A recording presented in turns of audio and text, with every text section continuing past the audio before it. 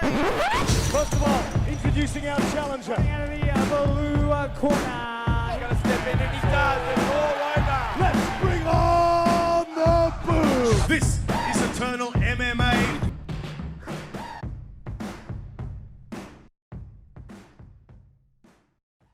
Mixed martial arts fans, welcome back and thank you for joining me once again on the Eternal Insiders Podcast back for 2023.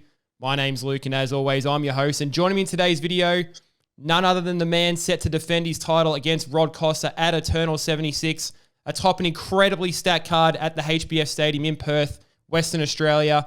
I'm talking, of course, about the reigning, defending featherweight champion himself, the man out of freestyle MMA, Mr. Justin Lockjaw Van Heerden. Justin, thanks for joining me today, brother, as always. Always a pleasure to talk to you. Deep into training camp. I know this must be the last week of training camp for you. How is preparation going ahead of what is sure to be the biggest fight of your career to date? Yeah, it's been it's crazy last week of camp. So, we're here, we're back fighting again after a sort of slow start to the year. So yeah, it's been good. Obviously, it's been crazy down in freestyle. We've been sort of flat out to start the year with a bunch of my teammates, obviously, getting set and preparing for fights and stuff like that. Obviously Volk's in the midst of starting his, being in camp for the Rodriguez fight and International Fight Week. So, it's all happening and that creates that buzz and energy around the gym. Everyone's in camp. Everyone's, looking to sort of hit new levels. Everyone's sort of pushing each other, immensely. And obviously was fortunate enough, to do a lot of work with Jamie Malaki again. He come in to freestyle and did sort of, a bulk of his sort of sessions in camp here as well with us and sort of split between the two, between his gym in Central Coast and then with us.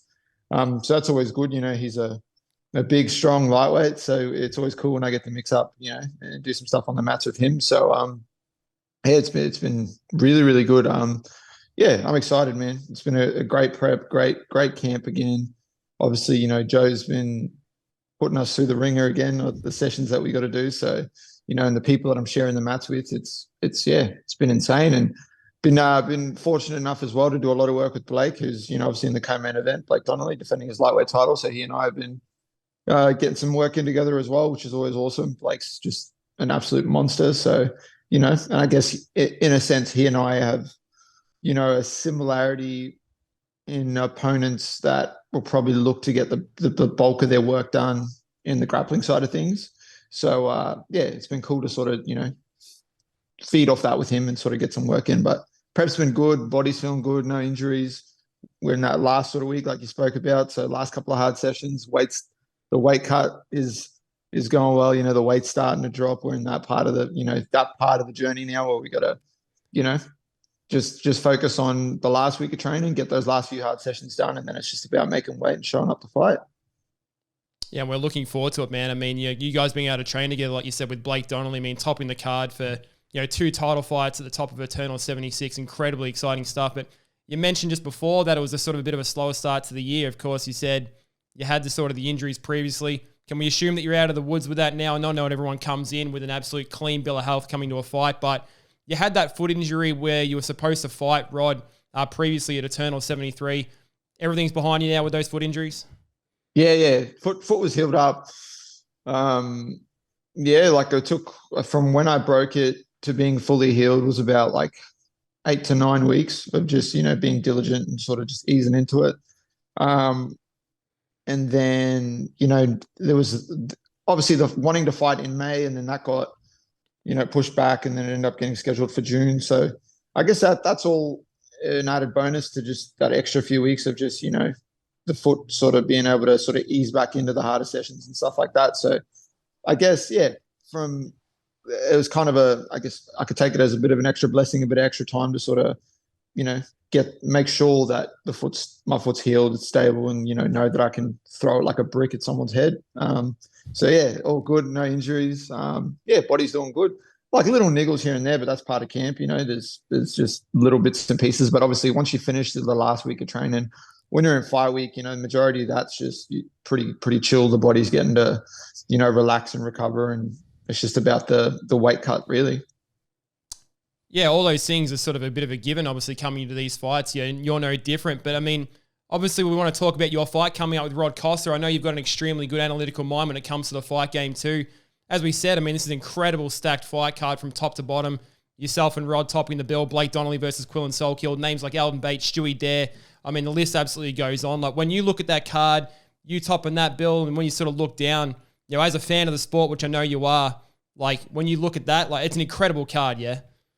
Oh, stacked card, man. Even like, I've just from top to bottom, there's a few fights that I'm going to be excited to see. Obviously, and I was actually just talking about this morning with someone. Like, I'm not one of those people that just shows up like a few fights before my fight and then, gets sort of going. And then, I'm there from the first fight till I fight. Because like you said, I'm a fan of the sport, and usually you look at the level of MMA in the country, like especially from the amateur level too. The amateur level of talent is, these guys are coming out there and performing like they're seasoned pros with bulk fights. Like, it's just crazy to see. So, yeah, I'm excited to watch all the fights on the undercard, all the fights on the main card. Obviously, my teammate Sebastian Saleh is opening the main card for us, so he's kicking things off.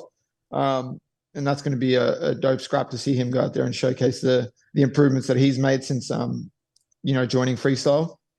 And then, like you sort of said, you got Alden Bates, you got Donnelly and Salkill in the co-main event, which is going to be an absolute banger of a fight. Like, we know how good Blake is, we know how good Quinlan is, and it's just going to be that. For me, that fight sticks out as being a super technical war where both guys are just going to look to dig deep. So, but like you said, top to bottom, there's a bunch of fights that I want to watch. I'm actually really interested to see Alden Bates back in there. I want to see if he can come into the fight and approach it the same way that he approached the third round of his last fight. I feel like if, that was sort of that performance, just sort of to shake out the cobwebs a bit, get back to being used to being back in there. But if he comes in with that same intent that he had in the third round in this one, he's going to be dangerous, and he's going to, someone's going to sleep. So I'm excited for that. And then, yeah, top of the card, main event, headlining against Rod Costa and fighting what I hope is the best Rod Costa that we've seen. And it certainly looks that way if you look at his last few performances and what he's been able to do. So I'm excited. It's a whole new level, a whole different fight. So I'm looking to enjoy the fights, soak it all up, soak up all the energy, and then go out there and seal the deal for my fight. No, we're all looking forward to it, man. Of course, the card was built around yourself. So while I know you're a fan of the sport and you're looking forward to watching those fights, the most important thing is yourself getting the win now. Of course, this is a rematch against Rod Costa. You guys fought back at Eternal 60 almost 2 years ago to the date that you guys had that fight. Of course, unfortunately for yourself, that fight didn't go your way. But in that time, you went on this incredible 4-fight win streak, 3 submission finishes. To top that off, you got the featherweight title, in a redemption fight against Diego Pereira, another former opponent that you had previously some years ago. But when you sort of look back at that time, I guess with the sort of the loss that you had to Rod Costa, everything that sort of came before that as well, some mixed results, wins and losses here and there, a number of, sort of pulled out opponents, cancelled fights. When you sort of look back then and where you are now, sitting atop of the pile as the Eternal Featherweight champion in 2023, is this the point that you truly thought you'd be at looking back then and where you are now? Yeah, I always knew that I was going to get to the point where I'd be undeniably sort of the best person in the country and sort of cement myself as that, and keep separating myself from everyone else. And like I sort of touched on, I feel like all the moments in the lead up, some of the short notice fights I took that paid off, some of the ones that didn't, fighting up in weight when I couldn't get fights at featherweight, all those things and everything has just been a culmination that sort of led to this point. So yeah, I feel like I'm right where I need to be.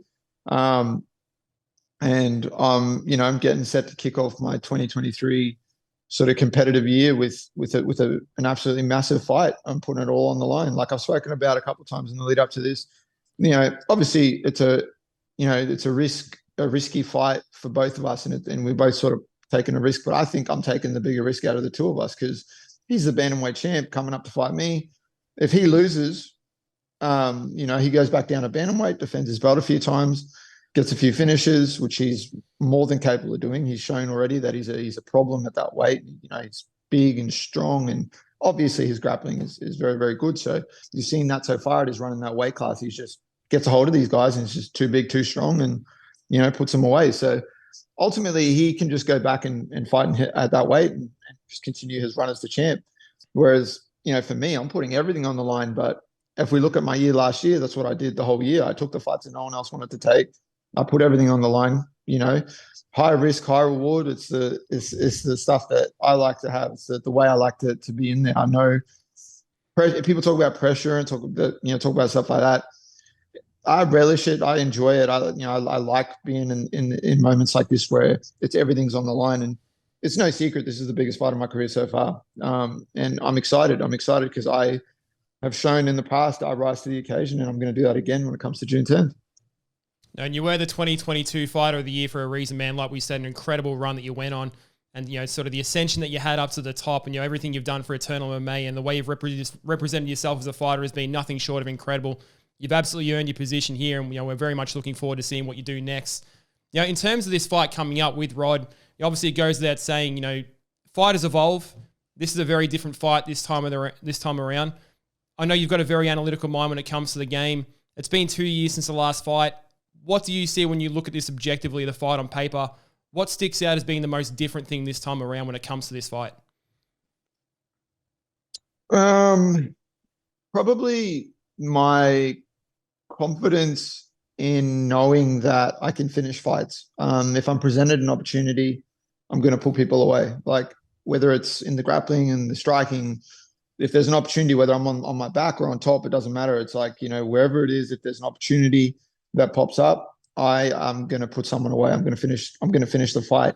And I feel like that's something that stuck out for last year is like, I just know I don't need to put myself at risk or put myself in danger trying to get a finish and just be set on, I need to finish. Like I go out there, I'm prepared for whatever is going to happen. I'm prepared for 25 minutes if I need to be in there for 25 minutes. But I think my confidence in knowing that I can finish the fight, if the opportunity is presented, that's a big addition. But also the amount of evolution that I've had from that first fight till now, it's like almost unrecognizable. And at the end of the day, that's what I'm trying to do every time. I'm trying to be better than the last time I walked into that cage. And then I'm trying to take away the good things, take away the bad things, and then just continue to learn and grow. Because like, I don't ever want to walk out of the cage and go, oh, I killed it. There's nothing I could have done better. And because if that happens, I hope that's way down the line and I'm already a world champion and it's the time for me to hang it up and I can walk away and go, cool, I killed it and I'm done and that's it. Because if I don't feel like I need to improve or if I don't feel like there's anything that I need to work on, then it's probably time to walk away, So I'm constantly thriving off that. And I feel like since the first fight to now, that's what I've done and continue to do. And I'm excited because we both evolved and, we've both gone on separate sort of successful journeys, you could say. But I'm just excited to show that I'm a completely different fighter and much more well-rounded, much more dangerous, much more versatile, and just, show people why I'm the best featherweight in the region. Now, I know you don't like to look too far past your opponents, man, but I mean, the question has to be asked, like, what comes next for you, after a successful title defense at Eternal 76? MMA Junkie recently just posted an article listing you as the most ready-made prospect on the continent in their On the Doorstep article, looking at potential guys that could be next in line for a potential UFC call-up. UFC 293 just got announced for September. We know that, of course. We've got the Eternal card that sort of comes before that on the Saturday night. Huge weekend in mixed martial arts. Is that a goal that you have in consideration for September to potentially be on that card with a successful title defense against Rod Costa? We're at the HBF Stadium, Perth, Western Australia, Eternal 76. Yeah, of course. It's obviously, it's there. We know that that's happening, and I'm under no illusions of my position. And obviously, that's going to be the focus is to try and get on that card. I'd love to make my UFC debut right here, an hour drive away. I'd be able to drive to Sydney, go punch someone's face in, potentially choke them out, and then that night I'll be back home with my daughter. So relishing in the victory and celebrating it. So ideally, that'd be perfect, but I'm not one of these people that's just going to sit on my record and wait like you see some of these other guys doing, and then they're constantly talking about the UFC or these next things. Cool. You keep that might be cool for someone and that might be their approach, but I'm not built like that. I'm gonna look to immediately try and schedule something, whether I already book a fight in for before September or we just book something in for that September Eternal card, because I want to be, training, be in camp, be ready, preparing for another fight, because it's a win-win, right? I'll either end up fighting on that Eternal card in September, the night before the UFC, or I'll be fighting on that UFC card and I'll be prepped and in camp and training regardless. And, that's that's kind of what I like to do. And, there's already someone waiting in the wings. So, arguably the guy that should have been fighting for the belt right now, Abdallah Biada, he's, already waiting in the wings. Dude's on a win streak and he's a dangerous guy. We haven't fought each other. We haven't mixed it up. So I'd be more than happy to come out of this fight and then book something in with him for a title defense. No, I mean, a lot of possibilities on the horizon for you, man. I mean, I think if anyone's sort of earned that call up, it's got to be you, right? I mean, you've represented Eternal MMA 9 times, as we said, 2022 Fighter of the Year, massive win streak that you sort of had there. Everything you've given to the game, I mean, you're an absolute fan favorite. I know you're an absolute promoter's dream in terms of you're a guy that takes any challenge, any sort of time. As you're sort of saying here, I mean, you'll take whatever comes next, be it the UFC call-up, be it the Eternal event the night before, you're riffing off opponents that you could potentially face. I think, you get yourself that win. The possibilities there are just absolutely endless for him. We can't wait to see what comes next. Of course, we can't look too far past Rod Costa. Huge fight coming up for Eternal 76. We're all looking forward to that. Just sort of touching on, you mentioned your daughter Juniper there, and that possibility potentially in the UFC, being in that September card, albeit going forward. I know you're a fighter first, but I know how much your daughter means to you, and she's the absolute light of your world. What would it sort of mean to you? I know you talk about her after every single fight that you have, after all your wins. Juniper, your daughter's always the first one that you mention. What would it mean to you to be able to sort of take your daughter's name to the UFC, be able to represent her on the biggest stage of them all? That'd be obviously the biggest sort of goal for me. Obviously, that's what I always talk about. Obviously, I have my own individual goals for the sport. I want to be a world champion. I want to sort of be one of the best fighters that ever came out of this country, and people can go, okay, man, this guy's one of those people that we sort of look at and go, man, he's legit. But yeah, my biggest goal is just to continue to set an example for her, and walking out and making a UFC debut, and then starting that quest towards a world title in the biggest organization in the world. That's going to be incredible, because it's going to be the ultimate sort of stamping point to go, look, if you're passionate, you want to pursue something, you can do it and you can get there. It doesn't matter, whatever it is. So that's probably the more important thing for me in the immediate future. And then obviously I have my other selfish individual goals for myself in the sport, but my biggest thing every time I go out there is just to set an example for her, like you said, and that's what I'm going to continue to do. And that's what's going to continue to drive me to go out there and pull people away, because there's a bigger picture here for me. There's a bigger picture, of course, man. Of course, before we sort of get too far ahead of ourselves, Eternal 76, June 10, HBS Stadium in Perth. It's an absolutely huge one, as we said. It's an absolutely stacked card. Looking forward to the main event, of course.